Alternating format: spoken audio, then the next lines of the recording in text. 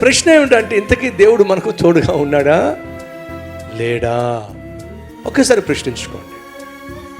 దేవుడు నీకు తోడుగా ఉన్నాడా లేదా? ఒక్కసారి భ్రమలో జీవించకండి. సంసోను అలాగే అనుకున్నాడు. దేవుడు నాకు తోడుగా ఉన్నాడులే అనుకున్నాడు, కానీ వాస్తవంగా లేడు. వదిలేశాడు. ఎందుకు దేవుడు సంసోన్ని వదిలేశాడు? చేసిన పాపిష్టి పనులను బట్టి, చేసిన పాపాలను బట్టి దేవుడు వదిలేశాడు. ఎందుకు సౌలును దేవుడు వదిలేశాడు? సౌలు చేసినటువంటి తప్పులను బట్టి దేవుడు వదిలేశాడు. అంటే అర్థం ఏమిటి? మనం దేవునికి ఇష్టం లేని పనులు చేసినప్పుడు, దేవుని మనస్సును కష్టపెట్టినప్పుడు, ఆయన చూస్తున్నాడని తెలిసి కూడా లెక్క లేకుండా మన జీవితాన్ని, మన శరీరాన్ని పాపానికి అప్పగించినప్పుడు దేవుడు విసిగిపోయి వదిలేస్తాడు. ఈ సహోదరి సహోదరులు, ఒకవేళ ఈరోజు దేవుడు గతంలో నువ్వు చేస్తూ వస్తున్నటువంటి తప్పులు పాపాలు చూసి విసిగిపోయి వదిలేశాడేమో.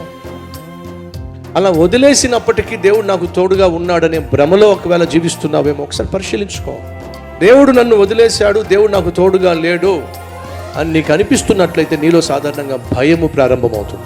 Fear is a sign of God's absence.